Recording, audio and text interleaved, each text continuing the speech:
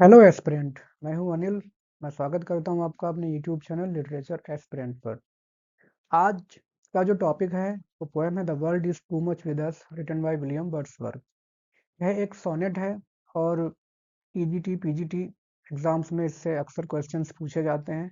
बहुत ही सिंपल और इजी कह सकते हैं इस पोएम को, पढ़ने में मज़ा आता है इसको।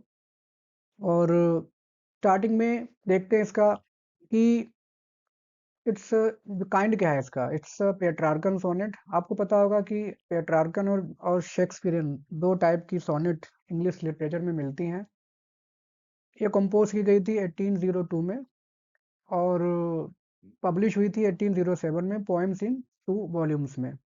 थीम की बात करें इस पोएम की तो थीम है, जो विलियम वर्ड्सवर्थ हैं उनको दुनियादारी, जो मटेरियलिज्म जो बहुत ज़्यादा बढ़ता जा रहा है दुनिया में, लोग पैसे के पीछे पागल हैं, वो उनको उस समय, जो 1802 की बात है जब इन्होंने कंपोज किया, अभी भी हालांकि वैसा ही चल रहा है आजकल।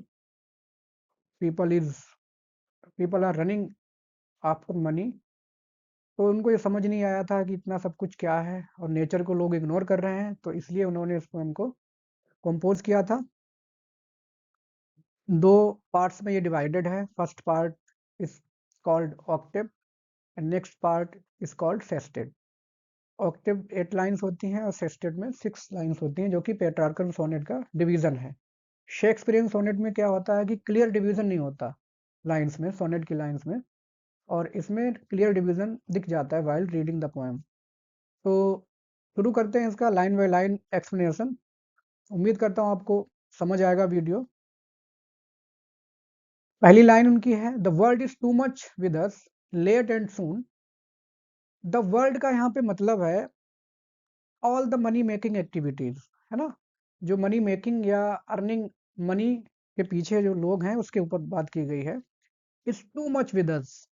Is too much with us का मतलब क्या है कि हम, it has occupied major part of our mind.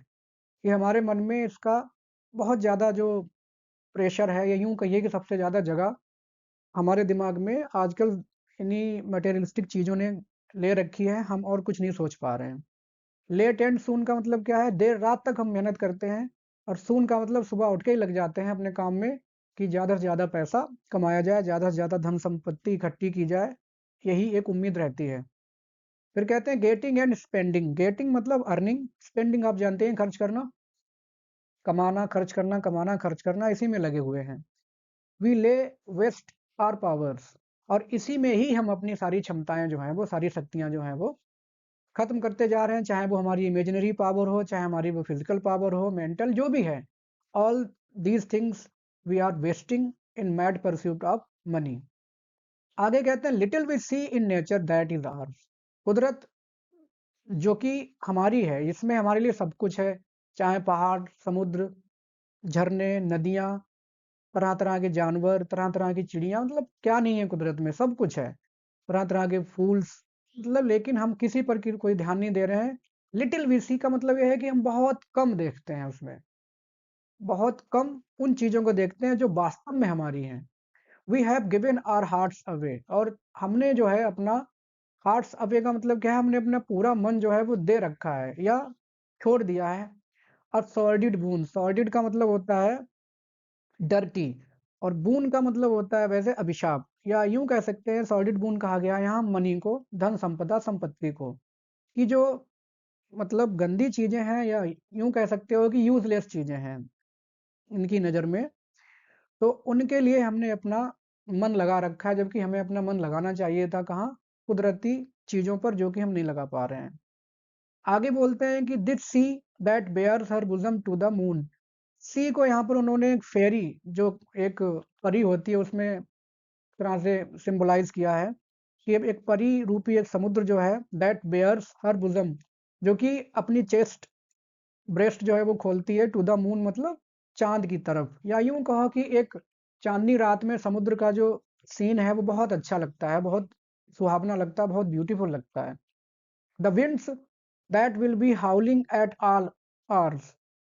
यहाँ पर वो कुछ नेचुरल फिनोमिना की बात कर रहे हैं ना, जैसे समुद्र का सीन रात में, और हवाएं जो पूरे दिन चलती रहती हैं। हाउलिंग का मतलब क्या होता है, साए साए करके आवाज, करते हुए चलती रहती हैं। हाउलिंग मतलब चिल्लाना, जैसे जैकॉल हाउल करता है, चिल्लाता है, तो हवाएं चिल्लाती नहीं है, मतलब जो साय साय की आवाज आती है, पूरे दिन तेज हवाएं चलती हैं, पूरे दिन चली हैं। एंड आर अप गैदर्ड, और अब इकट्ठी हो गई हैं। नाउ अब लाइक स्लीपिंग फ्लावर्स, ऐसा लग रहा है कि सोते हुए फूल हों। मतलब अब जो एटमॉस्फियर है वो एकदम पीसफुल है, हवाएं बिल्कुल चलना बंद हो गई हैं, पूरे दिन थक गई हैं और अब आकर के रेस्ट कर रही हैं, जैसे कि सोते हुए फूल हों। For this, for everything, we are out of tune. यहाँ पे नेचुरल फिनोमिना जो ने दो बात की है, समुद्र और हवाओं का, तो फॉर दिस इनके लिए कह सकते हैं कि इन सब चीज़ों के लिए, एंड फॉर एवरीथिंग, और चाहे बाद में जो चीज़ें होती हैं सबके लिए, we are out of tune. Out of tune का मतलब क्या होता है? वी आर नॉट इंटरेस्टेड, हम अनफिट हैं इन सब चीज़ों के लिए, हमें ये चीज़ें जो है जच नहीं रही है। हमें एक ही चीज़ जच रही है कि how to earn more and more money. अगला जो सेस्टेट है वो देखते हैं। वो कहते हैं it moves us not. It जो शब्द है यहाँ पर इंडिकेट कर रहा है सारे नेचुरल फिनोमिना को, या सारी जो सराउंडिंग्स है नेचुरल खूबसूरती उसको। और ये मूव्स अस नॉट का मतलब क्या है? It does not affect us, इसका हम पर कोई प्रभाव नहीं पड़ रहा है। ग्रेट गॉड, वो कहते हैं हे भगवान, I would rather be a pagan suckled in a creed outworn. वो कह रहे हैं कि मैं तो, I would rather be a pagan, मतलब यहाँ पर वे एक अपनी इमेजिनेशन या यूं कहूं अपनी विश जाहिर कर रहे हैं। आई would rather B A pagan, मैं एक पैगन का मतलब क्या होता है? एक ऐसा व्यक्ति जो मतलब कुदरत में देवी देवताओं के निवास को जो है मानता हो। जैसे कि हम अपने हिंदू धर्म में कहते हैं कि सूर्य देवता है, और हवा जो है, अग्नि, सबको हम देवता, देवी देवता के रूप में मानते हैं उनको। उसी हिसाब से कहीं न कहीं वो चीज़ें आजकल जो एनवायरनमेंट का जो लॉस हो रहा है, कहीं न कहीं वो चीज़ें साइंटिफिकली भी ठीक हैं।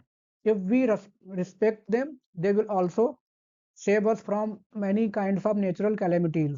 तो कह रहे हैं कि मैं तो एक ऐसा पेगन, मतलब एक पुजारी बनना पसंद करूँगा जिसे हर कुदरती हर चीज़ में देवी देवता दिखते हों। सकल्ड इन अ क्रीड, क्रीड का मतलब भरोसा, विश्वास या धर्म। जो पेगन होते हैं उनका यही धर्म होता है, वो कुदरत की पूजा करते हैं, उन्हें हर कुदरती ऑब्जेक्ट में कोई ना कोई देवी देवता दिखता है या उसको वो मान के चलते हैं। आउटवर्न का मतलब क्या है? Non existent. जैसे कि वो धर्म अब लगभग खत्म हो चुका है, या यूं कहिए कि ऐसा अब कोई नहीं करता, सभी लोग मेटेरियलिस्टिक हो चुके हैं। लेकिन वो चाहते हैं कि मैं ऐसा बनना पसंद करूंगा, इंस्टीड ऑफ बीइंग मेटेरियलिस्टिक, भौतिकवादी होने की बजाय वो पेगन बनना पसंद करेंगे। सो माइट, जिससे कि आई मतलब मैं, स्टैंडिंग ऑन दिस प्लीजेंट ली, इस प्लीजेंट का मतलब क्या है? बहुत ही सुहावने, और ली का मतलब क्या होता है? चारागाह। कि इस सुहावने या सुंदर से चारागाह में खड़े होकर के हैव ग्लिम्सेस, मैं हैव देख सकूं, ग्लिम्सेस का मतलब होता है झलक, यहाँ पे हम कह सकते हैं कि imaginary picture, that would make me less फॉरलॉन।